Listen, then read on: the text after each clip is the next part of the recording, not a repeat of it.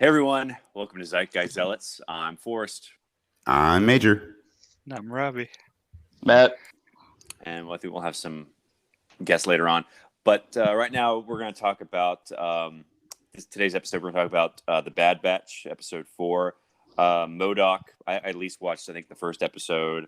Army of the Dead, and the Snake Eyes trailer. So let's talk about Bad Batch first. This was basically I think the biggest reveal of this episode was it brought Fennec Shandon from The Mandalorian. She was like the antagonist in this episode. She's the bounty hunter? Yeah, so we don't know if she's working for the Admiral Rampart or Crosshair, or if there's like another player in the mix. I think if it was like the Empire, they probably would have said like the Empire, but we don't know that for sure. So there could be like another player, in the game. So, but yeah, I thought this was a pretty good episode overall. I like the last one a lot too, but this one didn't have any Crosshair in it. It was just basically the clones. I really liked that Echo was disguised as a droid. That was pretty funny. Yeah, I thought that was good. And Tio. Forrest. Is that related? Yes. My I screen phone is broken. Or my iPhone screen is broken. Okay. So Cool. it looked That like sucks. a P. It looked like a P when I entered it in. Oh, okay. So it's Tio. Yeah, They should call yourself Tio. That's good. It's a pretty cool name. So Tio, our guest star Tio. one of the lost Jackson siblings, Tio Jackson. So Tip, what did you think of the Bad Batch? I think we're going out of order, but What is order if not chaos? mhm. I mean, it was a mediocre batch. Mhm. You know, it was an episode that I watched late in the evening, eating ice cream and Cocoa Rice Krispies, or whatever, and Yeah. it introduced a new villain. So Mhm. Yeah, it's Well, actually where we were yeah. just talking about. Perfect Not time. quite new because she was on Mandalorian, but I guess new in the continuity. It was like her first appearance, like chronologically, I guess, technically, unless I'm incorrect. So we'll probably no, correct me. so that's the same Oh, lady yeah. from The Mandalorian. Yeah, she's the same. I think the Asian lady's actress was voicing her too. That would make the most sense. Yeah. So yeah, I thought this was. I mean, I think her helmet. I don't know if she wore it a lot in the actual Mandalorian show, but that's how I recognized. Oh, I knew that helmet looked familiar. Yeah. I knew I should So, have known who that character was. so I'm guessing she doesn't have any relationship with Boba Fett just yet. I mean, maybe she does. But I know like Probably like Mandalorian. co-workers.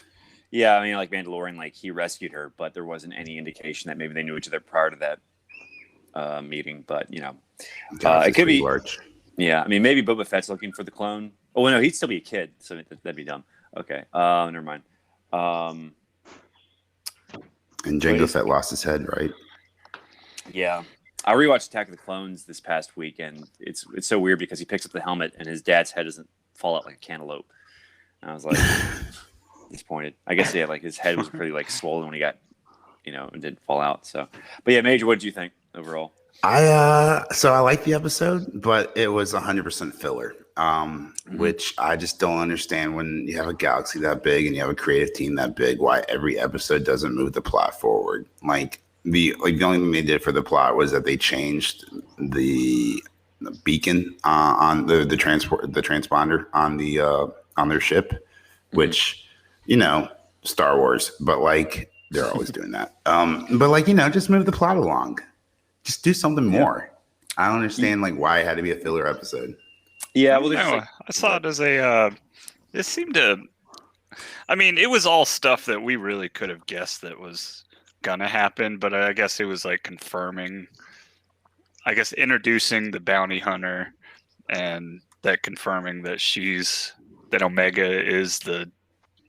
But we all kind of guessed that anyway. But right, yeah. I mean, she left Camino. They all want her back. Yeah, but I now totally you know agree with for that. sure. But now I know for sure. Thanks for spelling it out, Disney. Yeah, Matt, what were your thoughts?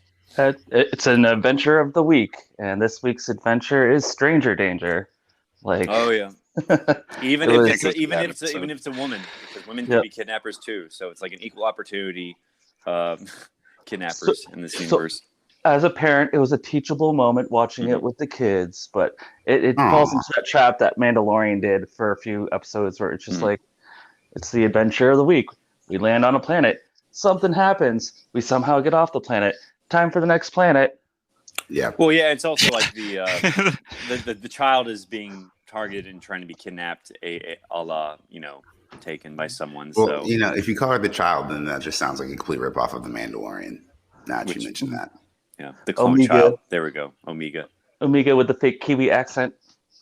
Oh, it's not authentic. It's not authentic now, Wrecker. and it's There's so no bad. Kiwis on Kamino. Of course, it's not authentic. Yeah, I mean, Wrecker got knocked out so easily in I that, guess that I like can little sort sewer of- fight. yeah, He's I still the best one. like Wrecker the best. Yeah, I like Record the best. I think do Echo enjoy was Wrecker. finally given some more characterization this episode, just because of the droid Ironically. thing. Ironically, yeah, Yeah. 'cause he's a robot. But I did watch the Clone Wars episode where he was introduced. I think this week also, so he's still like normal. He still looks like a Wasn't he- regular dude. Like forced to become a robot in Clone Wars, if I remember straight. I haven't gotten there yet. I'm still like on Okay. episode 6. But I did rewatch the 2D series or the most of it, and I forgot how good that was. It's a lot more cinematic, I think. I'm sure like Clone Wars is gonna get a lot better, the 3D version, but the 2D version was just like off on the rails and hit the ground running. It was just very good and way better than the Attack of the Clones movie. And Yeah, definitely- I mean, like when you have 3 minutes per episode, because correct me if I'm wrong, with the original Clone Wars, it was just like little mini-sodes in between Yep. like TV shows or whatever. So like when you only have like 2 minutes or 3 minutes to do something, like you cram as much action in as possible, you move the plot forward. Yeah, well, bundled together, there's like a big arc. Like there's like it introduces the Ventress, like Count Dooku's apprentice with the. Oh, two she's great. red- She's great in the 3D Clone Wars, by the way. I think because I think like when he fights her in the 2D series, like it leaves the impression that he killed her, because then he takes on General Grievous as his apprentice after that. But because it also introduces Grievous, I think, that cartoon. And but I guess it leaves the door open that she can come back, which I guess she did. But I think what Lucas did is he declared the 2D show non-canon. So which technically can be, I think, from the events like between Attack of the Clones, when Anakin becomes an actual Jedi Knight, not a Padawan, that could be considered canon. But I think Lucas just said like, no, it's not canon. Only this 3D version is the canon version. So, which is a shame because it's really well made. I haven't seen it. Yeah, it's all Disney Plus, so Oh, It's- really? they're all- Okay. They're only like there's only 2 episodes, and they're only like an hour long each, because they just bundle all the mini episodes together, and it feels like kind of like whenever there's like a fade across the screen, that's when it goes from episode to episode. But you can't really tell; it just seems more like a movie you're watching. So Like a transition, yeah. Well, that's good, because I really want to watch more MODOK. I'm glad I can watch this Yeah. instead. yeah, so I have to start it. all right, so Do you have to start it though? Should I? No, actually, Start Rob, what? I think I mean, MODOK. oh well, I was talking about Clone Wars. I haven't. Even Oh no, started. you do need to start that. wait, which Yeah. one? The 3D one or the 2D one? Well, either. Oh, you didn't see it? Oh, yeah, because basically like this is like this whole show's a spinoff of Clone Wars. So Yeah. that's why I want to get to season 7. I'm so I can noticing. actually see the Bad Batch. But I mean, you don't really need to like I said like before, you don't really need to watch. Yeah, It's but if Star you want Wars. to, if you want to see all the little details, you just need to understand. You just need to watch the prequel movies to understand like background. they're modified clones of Jango Fett. So, but what else in this episode? Echo fake being a droid. Wrecker got his butt kicked by. There's a car chase. There was the cart chase. I thought it was Stranger interesting danger. that Fennec Shan like actually saved her. She even got though he was part of the trying to kidnap squad her. pretty easily. Like, hey, can I join? All right. Part of You're all Well, alone. You should join us. it. Well, I think were they going to kill Omega? Like, wasn't I Crosser don't going to think- kill? I don't think so. I think they want to capture her. If Matt is correct that this is a giant shoe-in for not shoe-in, or Hornin, whatever that phrase is, whatever they're trying to do to squeeze clones and Palpatine making sense from the 9th movie. Okay.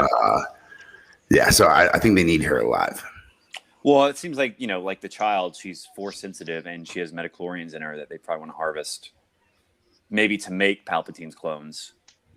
So his clones are metachlorians in them, so that could be something, and that might be the reason they want the child. They need like Omega for cloning purposes, and they need the child Grogu for the metachlorians. So it's like sort of combining those two things, even though these shows are like 20 years apart. But yeah, any predictions for next week? Do you think we'll find out who hired Fennec Shand? Yes.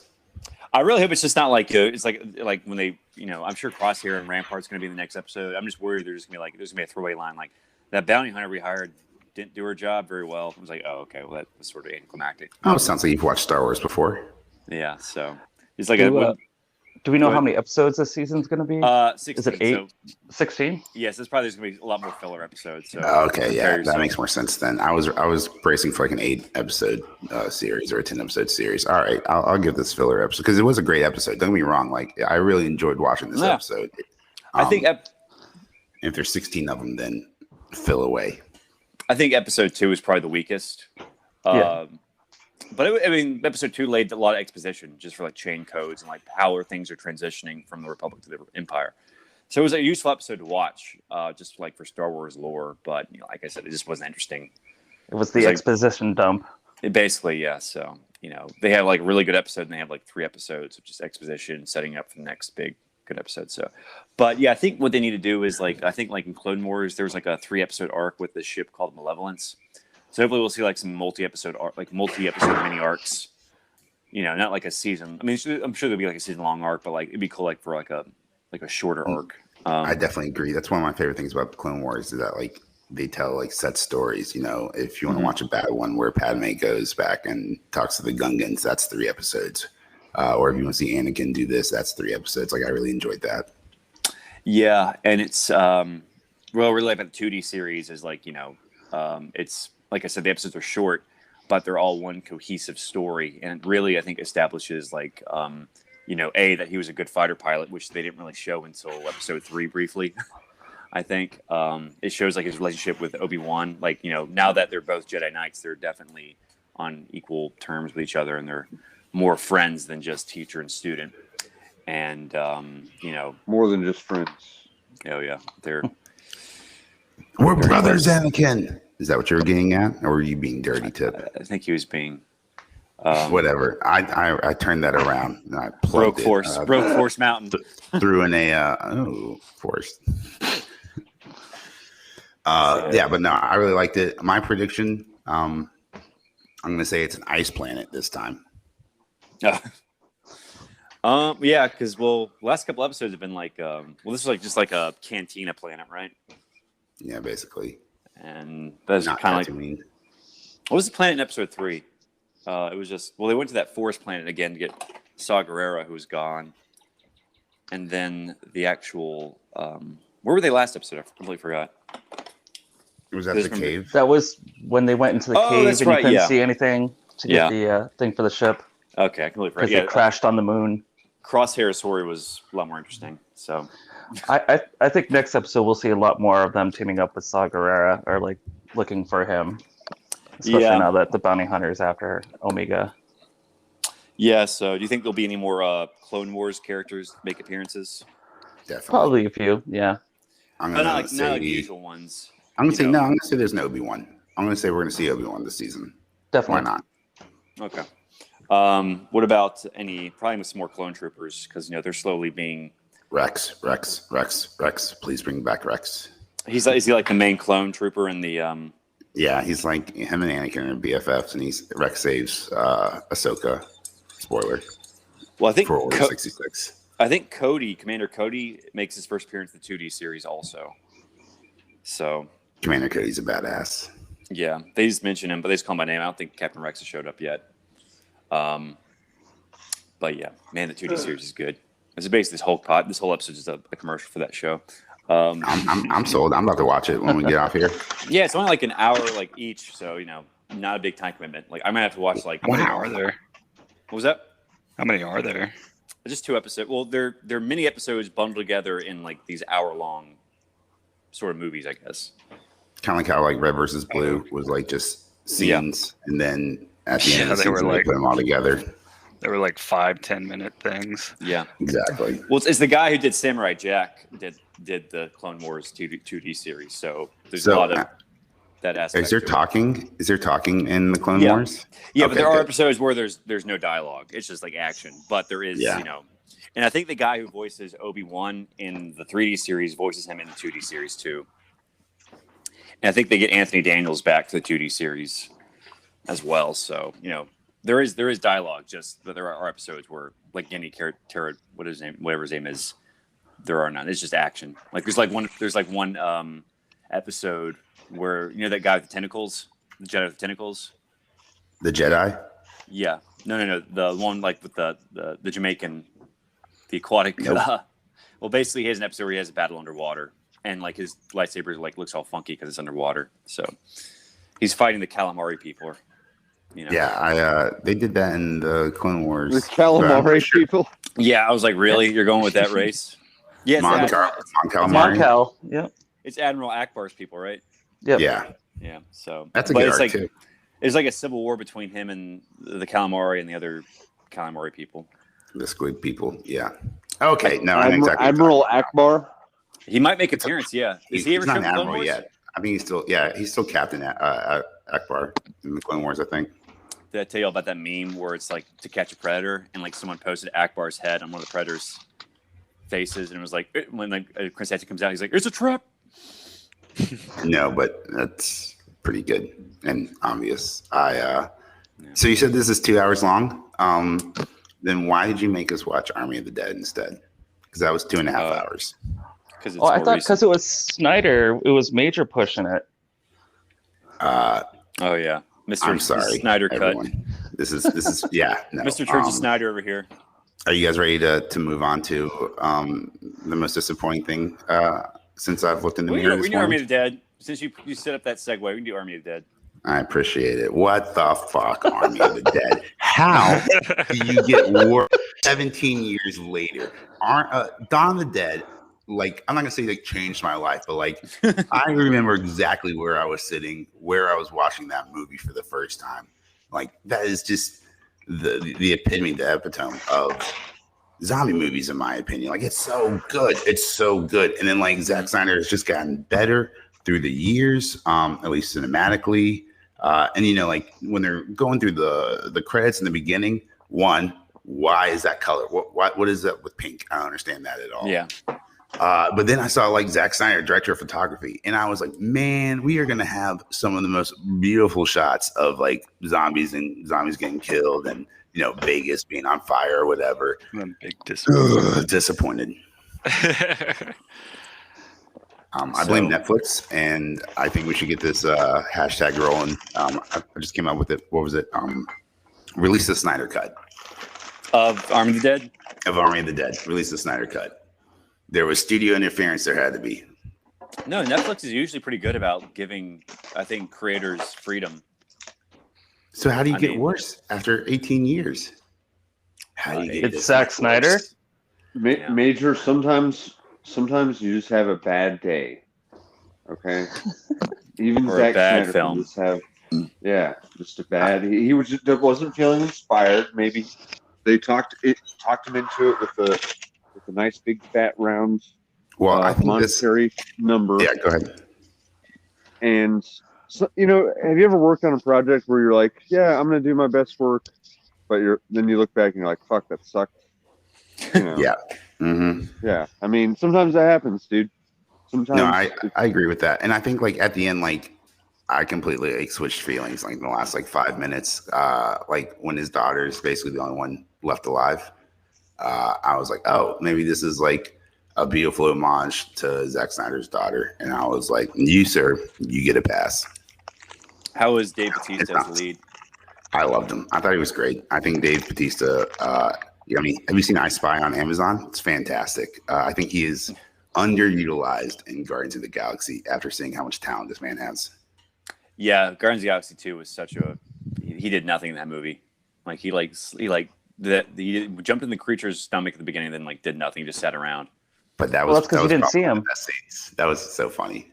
Yeah, I did see the trailer for I Spy, and it was like basically he's dancing, and like someone watching was like, it's like the wedding from Shrek, or something like that. It was pretty funny.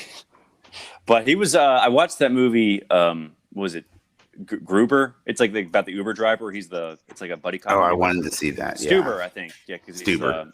Yeah, so not a great movie, but he was good. I mean, I think he's definitely a more relaxed actor. More laid back. He doesn't take himself too seriously. And I don't think he's a better actor than Hulk Hogan. That way. I ended up just totally, reading brother. Matt and Majors just back and forth last night instead of the movie. We switched to like DMs afterwards. I was like, because I didn't want to spoil anything. And Major was really upset with the ending for some odd reason. Now, who didn't end badly? Who was it that warned me about the slow music, which is a trend I hate? That was me. I was like, heads up. Like, I was like 10 minutes into this movie. I was like, heads up. There's 3 covers of slow songs, or there's 3 slow covers of songs. He loves covers, yeah. The ending is a slow version of Zombie by the Cranberries. And just like zombie. And it's like, I get it. You're not being subtle here at all. Not at all. This is so stupid. And it is the worst song to sing slow. What could have been really cool if they put that slow motion song, like that version of the song, in the middle of the movie, like Dave Bautista standing on a car, and it's like every time it says zombie, there's like a beautiful slow motion headshot of like zombies exploding all around them. Like that would have been cool. But no, at the end, like walking to like a blue car and stealing it. Yeah. So one question I have is: the zombies get out of Las Vegas at the end? No. Okay. So. Technically not. But he becomes a zombie. I hate when movies set up these stupid cliffhangers at the end. Like, I'm okay with a stupid cliffhanger, right? Like, leave the door open for a sequel in case like people love it. I mean, but like, don't break your own rules. Like, if everyone gets bit, turns fairly quickly into a zombie, and then this guy gets bit, nothing. You bit. So first off, he survives a nuclear bomb attack. Then still has the money, walks. How far is this airport away from Vegas that he shows up at? Furthermore, where's the nuclear fallout? Furthermore, how is this airport still in function if a nuclear bomb just went off right down the road within walking distance? That's just the beginning of the bad part of the ending. It's dear God. It was a small nuclear bomb. It was only 2 kiloton warhead. The blast was contained by the thermal radiation shield put in place by the plot armor. I didn't even watch the safe is the safe is unbreakable, yet somehow he gets out of the safe. I don't know. Didn't Kingdom of the Crystal Skull teach you guys that nuclear bombs aren't a big deal? It was Indiana Jones. Yep. As long as you have a fridge. In the fridge. I haven't seen that. No, I learned that lesson in Christopher Nolan's 3rd Batman movie, The Dark Knight Returns. Mm-hmm. That's when I learned that main characters are oblivious to nuclear blasts. Yeah. But let's rewind a little bit. Let's unwind this because there's a lot more bad. There's a lot more bad. I just want to make one good point about there's a really subtle reference in the beginning that I absolutely loved. And for a while, it kind of saved me to like look into the nitty-gritty details. The one guy, the code breaker, he references Götterdämmerung by Wagner, which was his 4th piece in the Ring series. And basically, it's his take on Ragnarok. Mm-hmm. So I thought that was a nice little like setup, and it was really well done. And that character was great until they get to the safe scene, and then it just he becomes too cheesy and not very well-rounded at that point. But that was there's some little subtle hints in the beginning that if you look for like little Easter eggs, I kind of liked that, but then it just quickly falls off a cliff.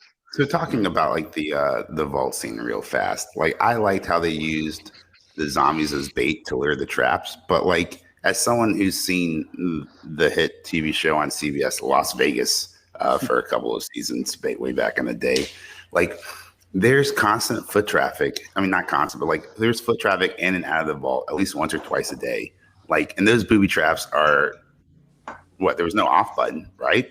Yeah. So like, is someone getting splattered by a wall or smashed by a wall every time they're trying to deposit money into the vault or take money out of the vault? That made no sense. It was a cool scene, which if you go back to episode 1 of the podcast, I've always said, Zack Snyder movies, turn your brain off. They are cool scenes. Just don't think about them. However, it's hard not to think about this. It's, my brain can be completely turned off and it's still a glaring issue. But not as much as the helicopter. So they recruit the helicopter pilot at an airfield, and she has her own helicopter.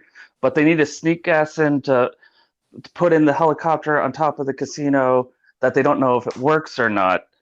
But they can't get her helicopter. Like Buy a helicopter rent. You're getting $50 million. Rent a helicopter. Exactly. But then there's a whole other point too. $50 million in today's day and age. I mean, somebody just made $50 million off of meme stocks. $50 million isn't even a whole lot of money.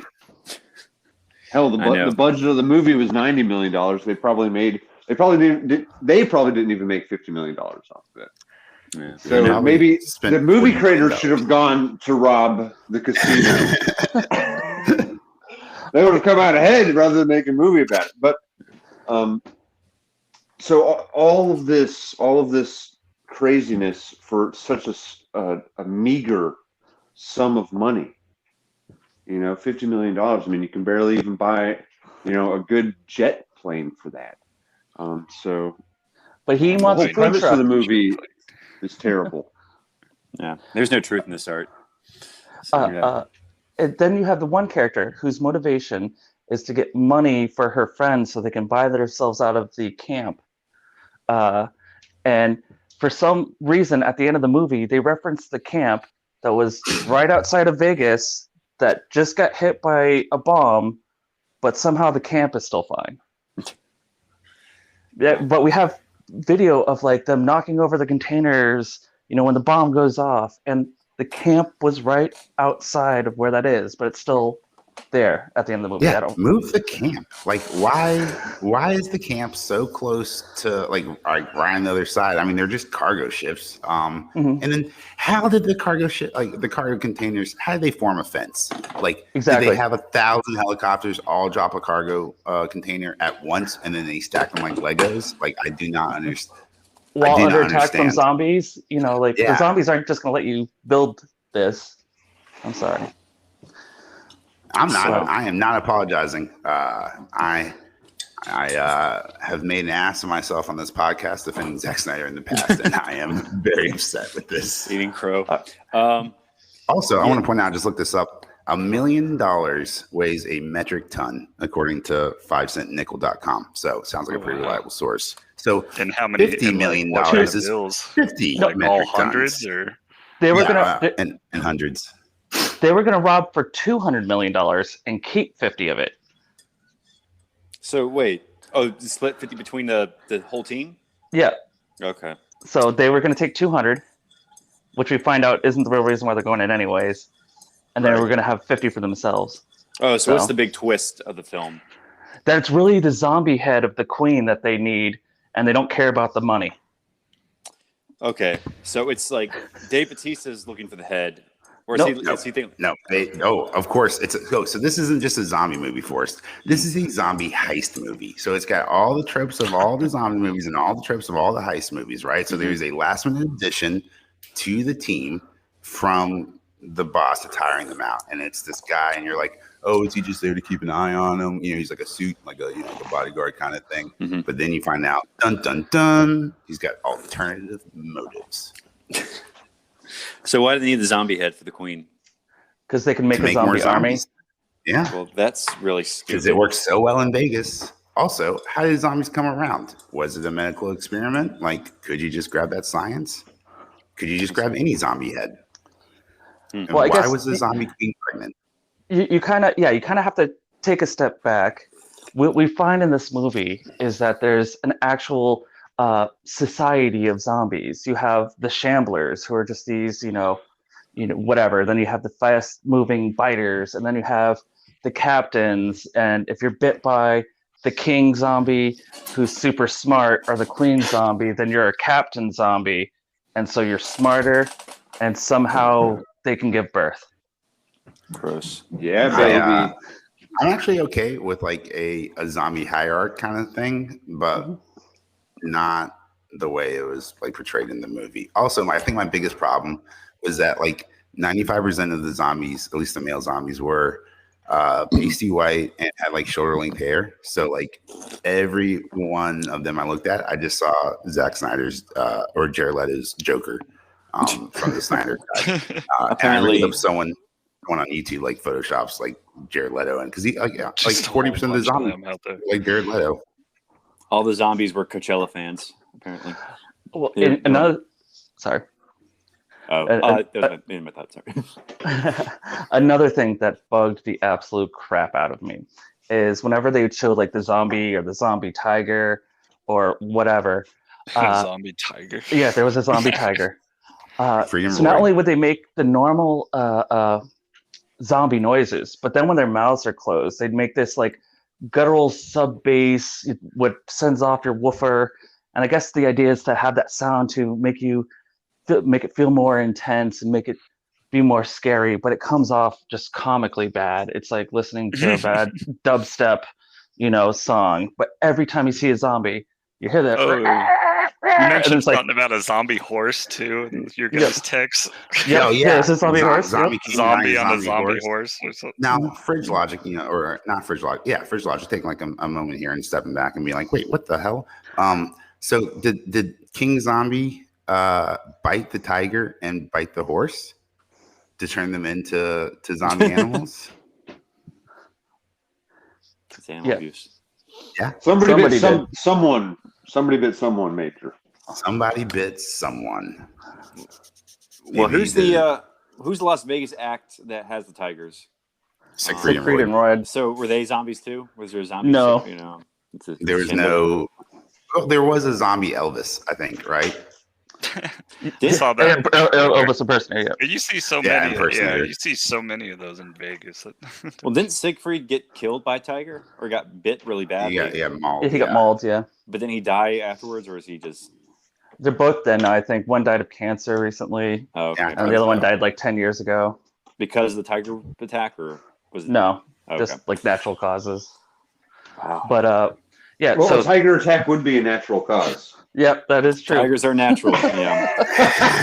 A Touche, zombie, Jeff. being killed tiger. by a zombie tiger would be an unnatural cause. Would be an unnatural. Now, cause of see, death. if they had like a zombie that looked like Carol Baskins, like this movie would be 11 out of 10 stars right there. Like, there's a tiger, and then That there's would be like kinda Joe funny. Exotic or Carol Baskins Joe as a zombie Exotic. look-alike. That'd be so Yeah. great.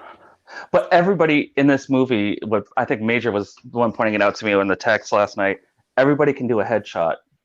It's like Oh, they're every so shot good. was a headshot. Yet King Zombie wears a metal thing over his head, so you can't headshot him. But it's only on the front of his head. Oh. Yeah. So nobody thinks to like move around him or like shoot him in the jaw. Like something. Something, But right? he's- And then that's like how you can there's a tell scene- he's. Yeah, go ahead. That's how you can tell he's a leader, though, is he has that metal skull cap. Yeah. Yeah, you can tell he's a shitty leader because if I was in charge, I would make sure all of my zombie army had metal skull caps. Exactly. He's only looking out for numero uno, which is a bad leadership. Shoot a Which is zombie in the head. how you get nuked. But you have the vault scene where the King Zombie like finally interacts with them, and he's got the headpiece, like the metal helmet or faceplate. And then the next scene, he doesn't have it, and you see both of his hands. So and then the scene after that, he's got it again when he goes up top to the helicopter. So where was he sticking that mask? He's using it as a cod piece. Yeah. As cod piece. See, there we go. I knew there was a lot. He's gotta make That makes a baby lot of zombies. sense. So he's got. Well, yeah. Now that now that his baby's dead, you got to protect the family jewels to keep the legacy alive. Yep, very smart. And then So- kind of Wait, they killed a baby in the movie? yes, no. So they killed the queen. They chopped off her head.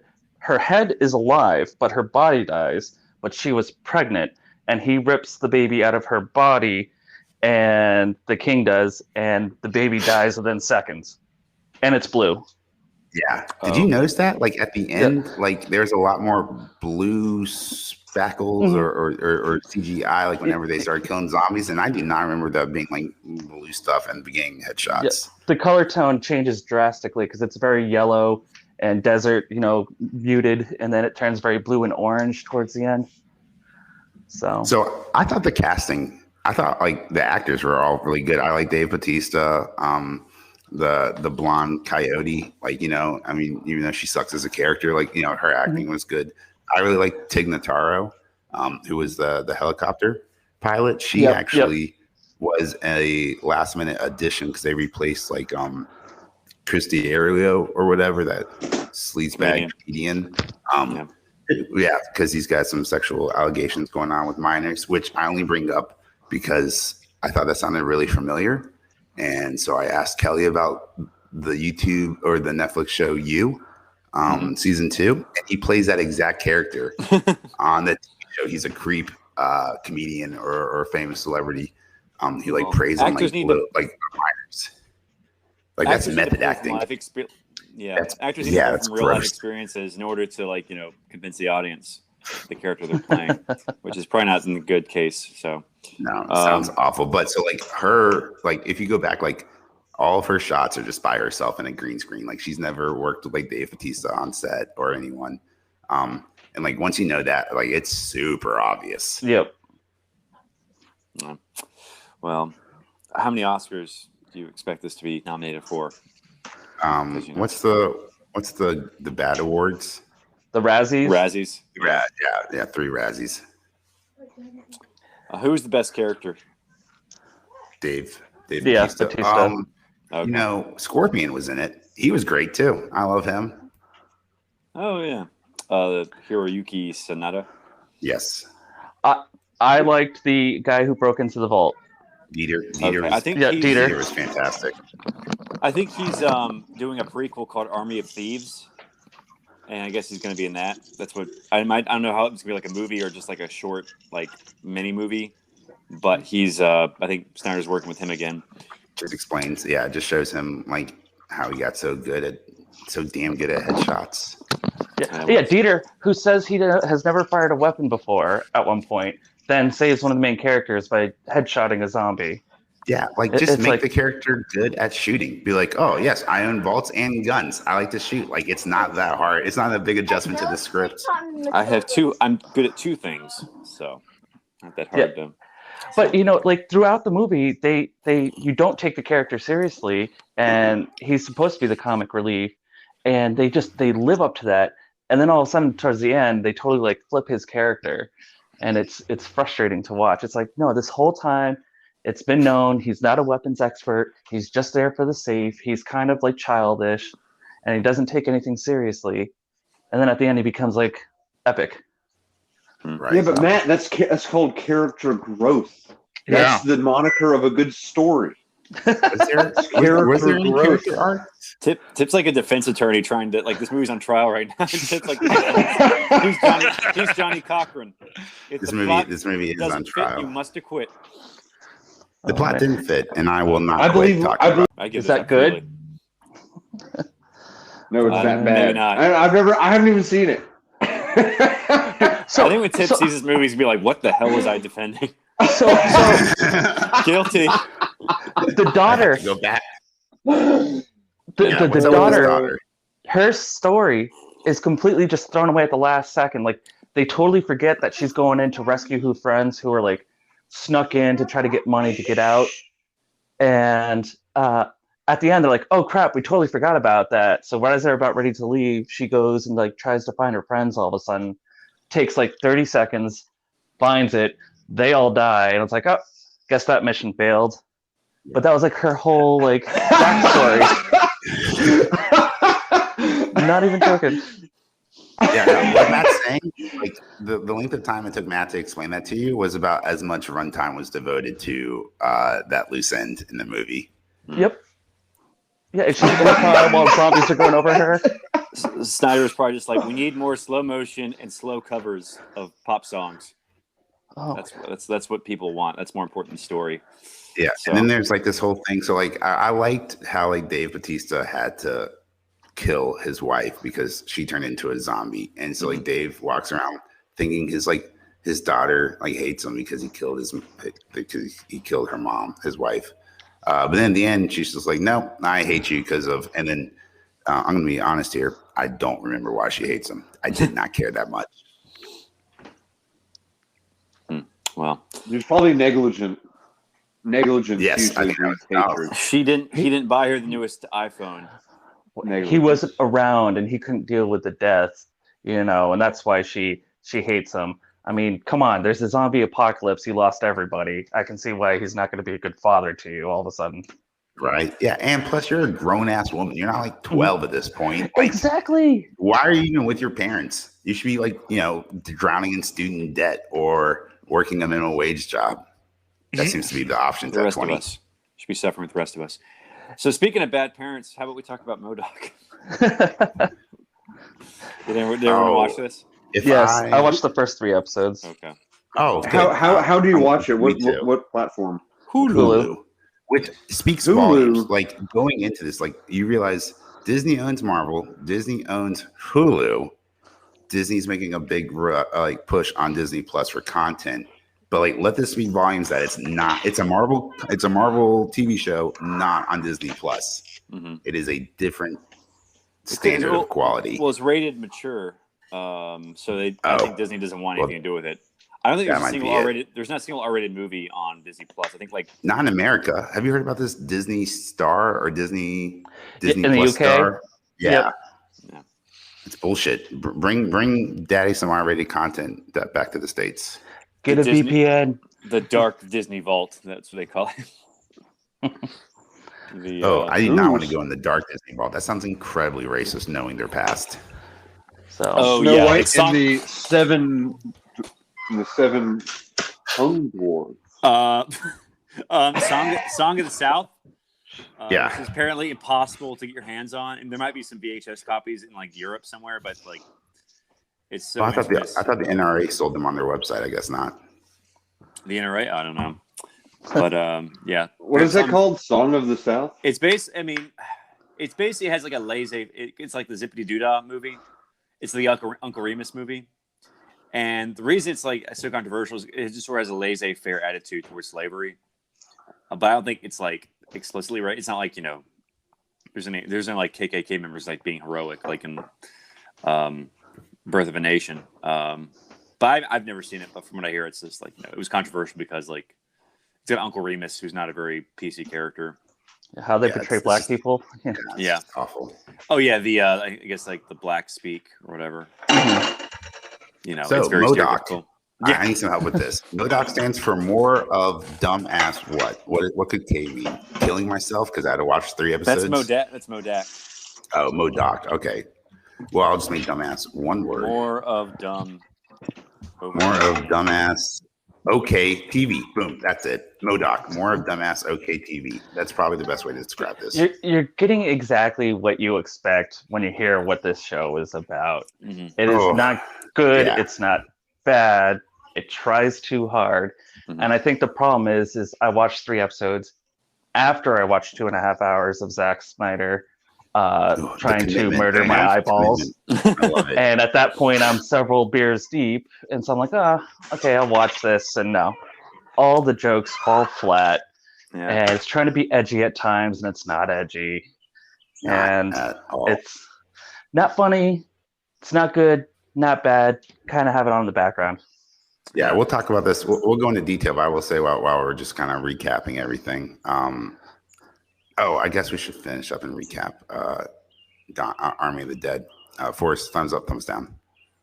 Well, You didn't watch it, so MODOK. I did MODOK. I guess it was no, Army of the Dead.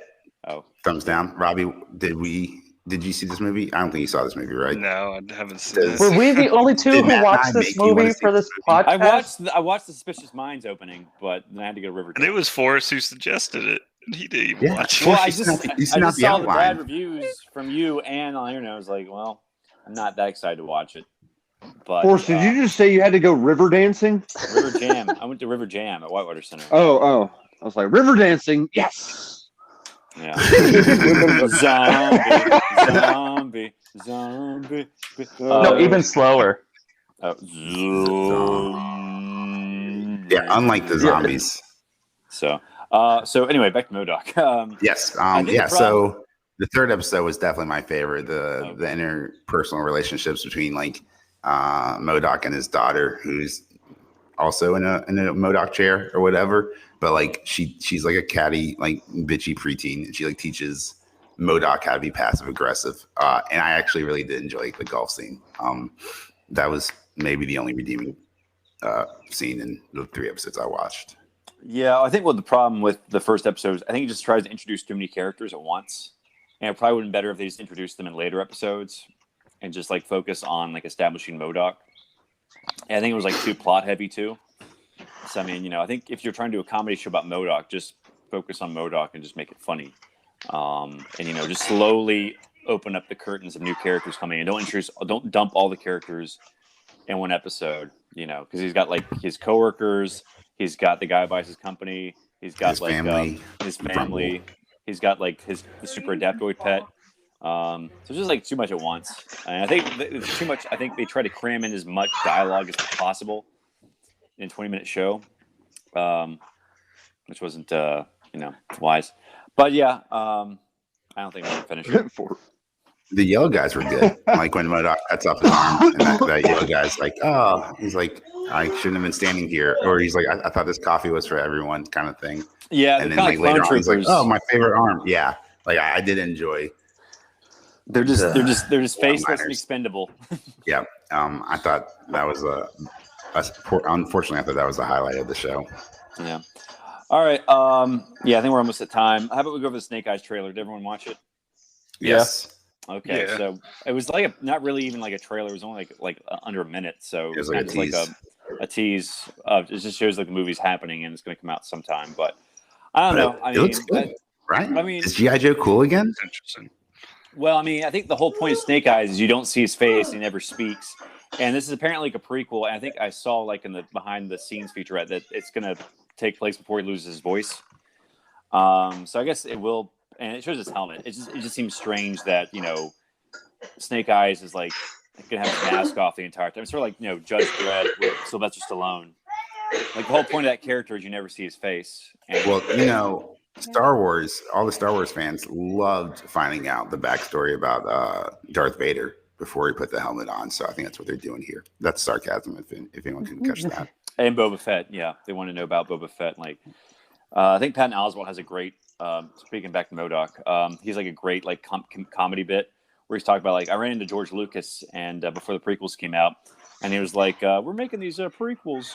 Do you like Darth Vader? Yes, I love Darth Vader. Is he going to be in the prequels? Yeah, he's going to be a kid. And he's going to be sad because his mom's dead." He's like, "Okay." And then the next movie, you like Boba Fett? I love Boba Fett, the jetpack and everything. He's awesome. Well, he's gonna be a kid again. He's gonna be sad because his dad's dead. And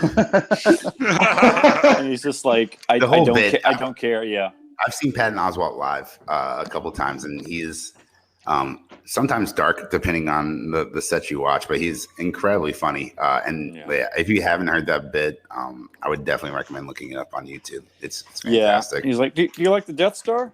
Yes, I love the Death Star. Well, we're gonna see the specs for it for a second. I don't care. I just like the things I like. I don't care what goes into them. He's like, you like ice cream? Yes, I love ice cream. Here's some rock salt. Yeah.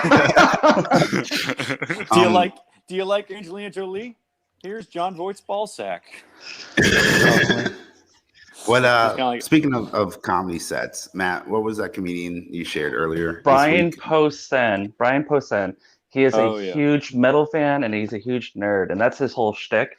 And every CD he has done a whole like 5-minute part to like how he feels about the prequels. and I he is think like, he does a couple like before, like while they're coming out, right? Like Yep. there's a couple in between the movies, and so it's fun to go on YouTube and like listen to that progression of him slowly like losing his damn mind over the prequels. well, because Live and Nerd Rage, the first two came out, and he's like, I'm not even gonna see the third. You don't know me, and then he finally breaks down and says, "Yeah, I probably will." Yeah, You know. So it's Brian Star Wars. puts in- I'm gonna watch it. No, Yeah. that was an excellent share. I appreciate that. Anyway, back to Snake Eyes real quick. Just wrap up. I mean, I think if they can crack the G.I. Joe code, you know, it'd be a good franchise to, you know, I mean, I think like the comics at least, and the cartoon from the 80s have a good plot to them. So if they can like crack the code with this and like rekindle interest in the whole franchise, I think it'd be good. But, you know, not with this trailer. With this trailer. It was, just not enough to, you know, it's like basically like Snake Eyes is a person and he's a ninja, and, you know, that's about it. You know, we don't really know why he becomes a ninja. I mean, I know Storm Shadow's in it too, so I guess it's like shows like how I guess they were friends first and then become enemies. So like that's sort of same old trope. If the movies, ninjas do not need reasons to become ninjas.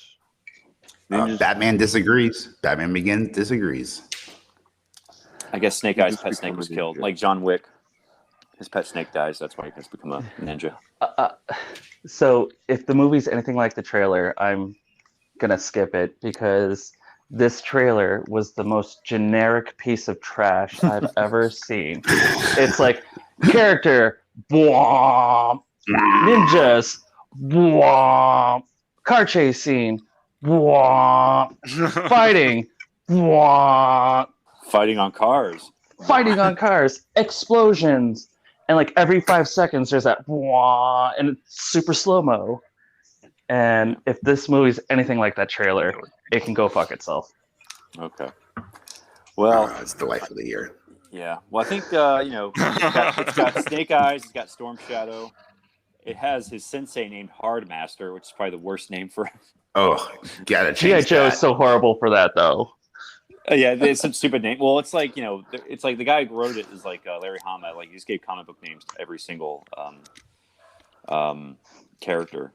And I think he is Asian. It's kind of funny, like they're making him Asian in this movie, but like Larry Hama made him a white guy when he created him, and Larry Hama's Japanese. So, but I understand they got a, you know, it seems to be a good year for Asian leads because they got Shang-Chi. They're doing this, so I'm down for it. You know, we'll see. I mean, I'll wait for the reviews. I'm not going to like rush in to see it in theaters, but you know. Wait, is there a training montage with Hardmaster? Yes. Where he polishes his bow staff. Yes. Hardmaster, can I polish your bow staff? See, that's why he doesn't talk. Because only until he's soft master, okay, and then you know, you go wait till, you know, give him some time. So, what is stupid Hardmaster? Good lord. Master of the Hard. Oh, that's not even the worst one. Isn't there a G.I. Joe character called Beachhead? Yep. Like, yeah, that's what when you're alone on the beach with your gal, Beachhead. That's what happens. Have you? Oh, I get it now. Have you seen the G.I. Joe episode of Community? No. So basically, it's like I'm not gonna get into like the reasons behind it, but like it's a 2D animated version of G.I. Joe with all the characters from Community in it as characters. Mm-hmm.